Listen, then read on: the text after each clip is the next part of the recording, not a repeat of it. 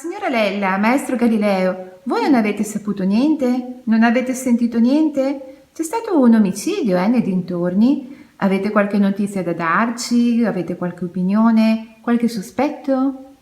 Ma cosa vuole che interessi a questo qua? Cosa vuole? Guarda sempre le stelle, mai un cinema, un teatro. Guardi, a lui non interessa quello che succede nel vicinato. Per lui è uno spazio troppo ristretto.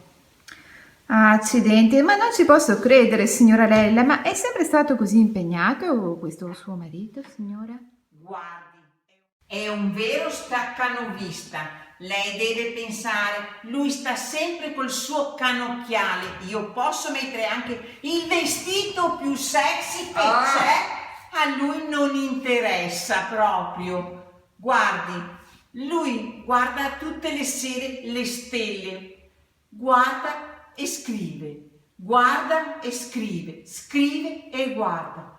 Mai una volta che Sei ti dica nuvoloso, signora Lella, ha qualche chance? no, dorme perché si annoia.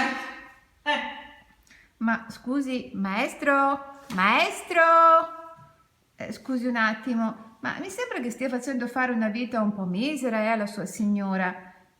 Stia attento perché sa com'è, può succedere qualcosa di sgradito, Infatti. Ma cosa mai potrebbe succedere? La mia signora è come il sole per me. Io orbito sempre intorno a lei. Ho un motto nei suoi confronti, un motto perpetuo. Ma sarà anche dire. vero, però. Comunque, cari signori Leo e Lella, Sì. mi sa che purtroppo non è che ci potete aiutare più di tanto se continuiamo così. Allora, vediamo di riprendere le fila della faccenda. Allora, quello che è successo qua vicino è che alcuni campagnoli che stavano andando a vendemmiare hanno scoperto un cadavere tra le stoppie della laguna veneziana. Comunque di questo fatto non sappiamo nemmeno chi possa essere la vittima. Lei, caro signor Galileo, visto che sta così tanto tempo alla finestra, non potrebbe darci qualche informazione? Non ha proprio visto nulla? Come lei sa, io guardo in su, non guardo in giù. Avessi uno joystick per le mani di un drone, potrei anche vedere cosa fanno le persone giù. Ma purtroppo non è ancora stato inventato e penso che ci vorrà un bel po' di tempo prima. È vero anche questo, caro signor Galileo. E lei, signora Lella, può dirci qualcosa?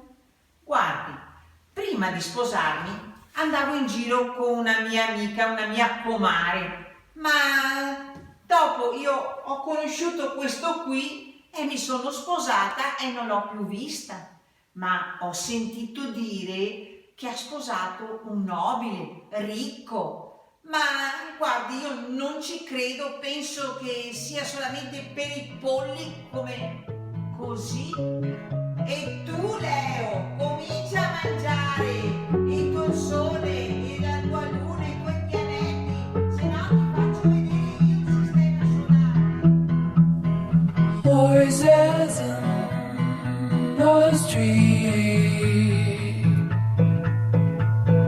footsteps on the concrete. Guess I hear just every sound